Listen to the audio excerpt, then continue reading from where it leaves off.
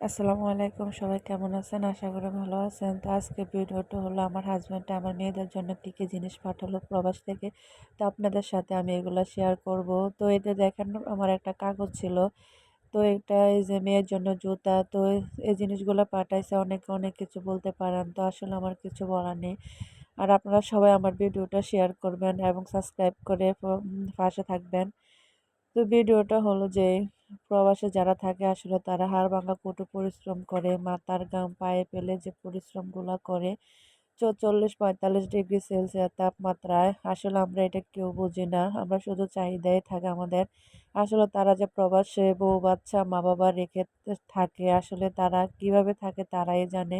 তো আমি সকল প্রবাসীর জন্য দোয়া করি, আর সবাই আমার হাজবেন্ডের জন্য দোয়া করবেন। আর সন্তানের চাওয়া পূর্ণ করাই আসলে মা বাবার কর্তব্য। মা বাবা চেষ্টা করে সাধ্য অনুযায়ী সন্তানের চাওয়া পূর্ণ করার জন্য। তো সবাই আমার হাজব্যান্ডের জন্য দোয়া করবেন যাতে সবসময় প্রবাসে ভালো থাকে, সুস্থ থাকে, তার স্বপ্ন আশা সব যাতে আল্লাহ তাআলা পূরণ করে। সে যেন একজন সফল হয়ে দেশে আসতে পারে, কিছু করতে পারে। তো এই যে দেখেন মেয়ের জন্য চকলেট, মোবাইল, জুতা, জ্যামিতি বক্স, এমনে বক্স মানে দুধ, যা যা প্রয়োজন মেয়ে যা চাইছে। আসলে অনেকের কাছে এগুলো সামান্য মনে হইলেও এগুলো আমার সন্তানের কাছে বড় পাওয়া। তো আসলে কি বলবো, সবাই আমাকে একটু সাপোর্ট করবেন আর আমাকে পাশে থাকবেন। এই দিদি দেখেন মেয়ে বলছে যে গরমে কষ্ট হয় পড়তে, স্কুলে যাইতে। তো মেয়ের জন্য পাখা এনেছি ছোট। তো পাখাটা কেমন হলো সবাই অবশ্যই জানাবেন, যাতে মেয়ে কালকে পরীক্ষা, তো পরীক্ষার জন্য প্রস্তুতি নিতেছে।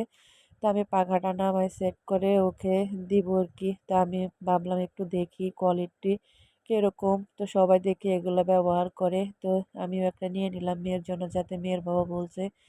তো মেয়ের আবদার, আসলে প্রত্যেকটা মেয়েকে প্রত্যেকটা বাবা চায় রাজরানী করে রাখতে সামর্থ্য অনুযায়ী। তো কখনো যে মেয়েরা কোল থেকে নেমে বড় হয়ে শ্বশুরবাড়িতে চলে যায়, আসলে এগুলো ভাবলে কষ্ট লাগে। তো সবাই আমার সন্তানের জন্য দোয়া করবেন যাতে ভালো মানুষ হয়, মানুষের মতো মানুষ হয়ে কিছু করতে পারে। তো সবাই সুস্থ থাকবেন, ভালো থাকবেন। আল্লাহ হাফেজ।